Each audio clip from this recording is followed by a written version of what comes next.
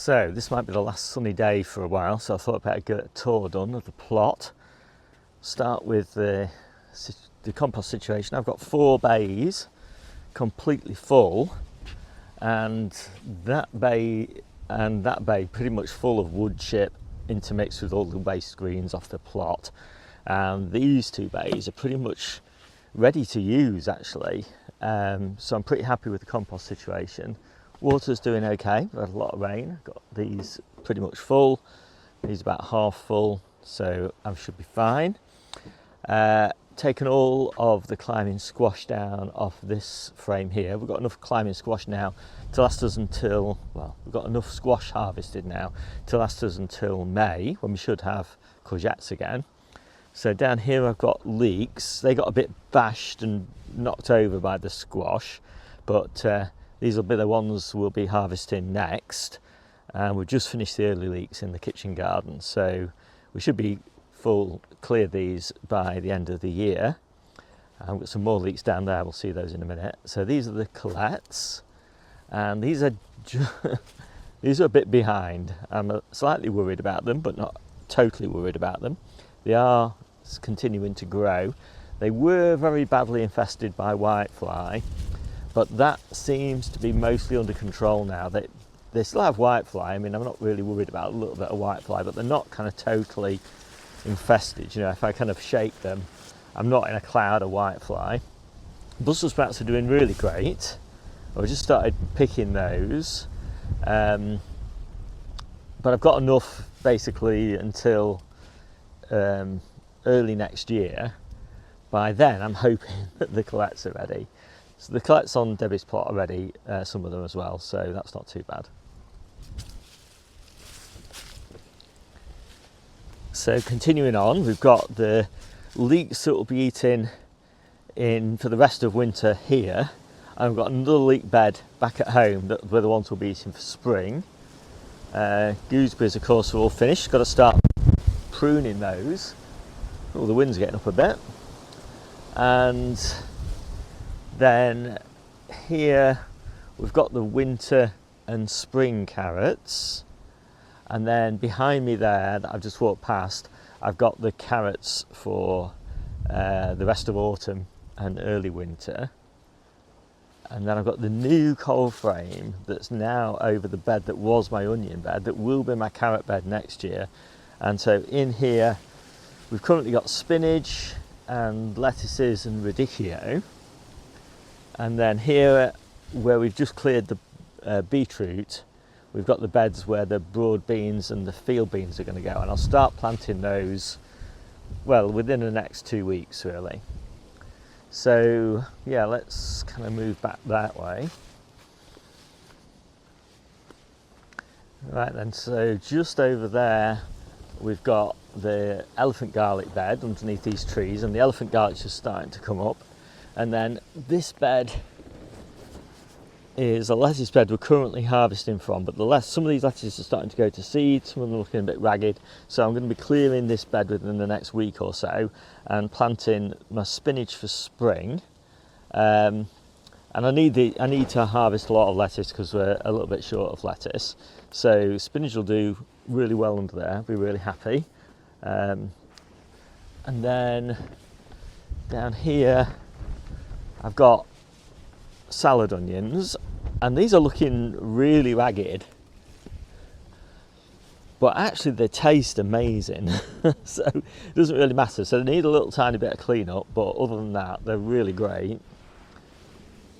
And then in this bed here I've got spinach for winter, and yeah, that is looking pretty good as well. You know, it's only little at the moment because it's still got plenty of time to grow, especially under this cold frame lid. It will grow away quite quickly. And then I've cleared a space. So it's been many years since I've had space on my allotment plot for like picnics and just sitting out in the sunshine and things like that, and also as a work area. And I was going to plant some trees in here, but I think I'm not now. I'm just going to leave it as a space. It's so nice to have a little bit of space.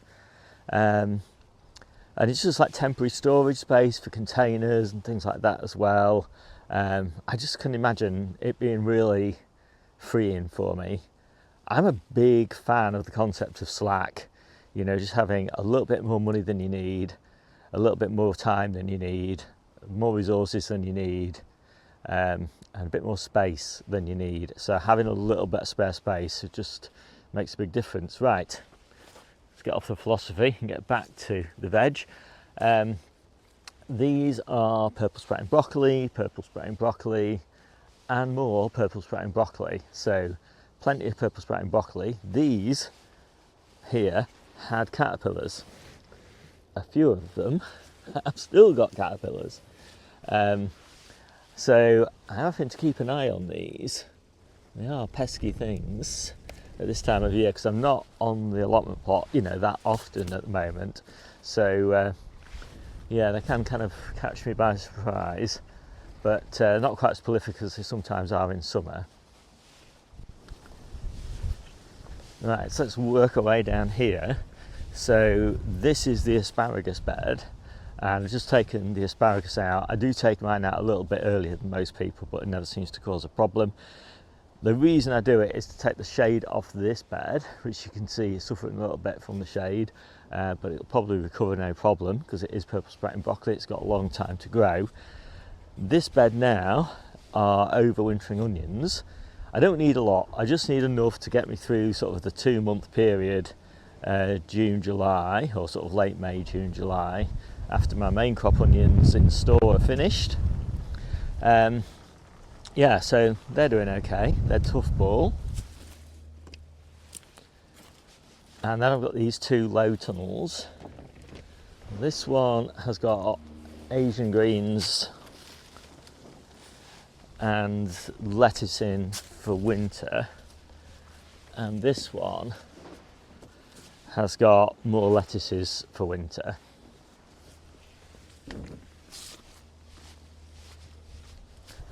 And then these beds are spinach, claytonia and spinach, and they're looking pretty good.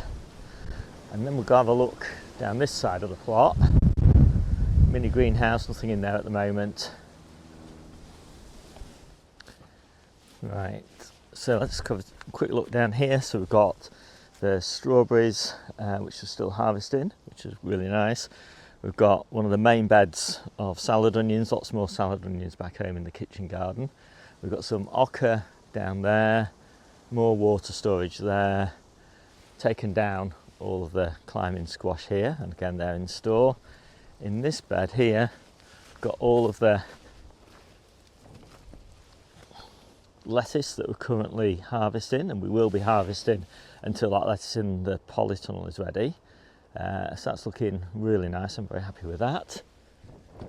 And then in here we've got salad rocket and baby leaf beets, which I'm hoping to harvest in winter, so they're just starting to get established really. More strawberries that we'll be harvesting in May, so these are the second earlies, June, these are the second earlies, and then we're back to these purple sprouting broccoli. Not much else really, just a few strawberry runners kind of scattered around, trees and things like that have pretty much finished. So we'll just have a quick look in the polytunnel. So I've just made a video about the polytunnel, so I won't dwell on this too much, but we'll start at the top. So we've got all these hanging baskets full of lettuces for harvest right in midwinter, as nice big heads hopefully.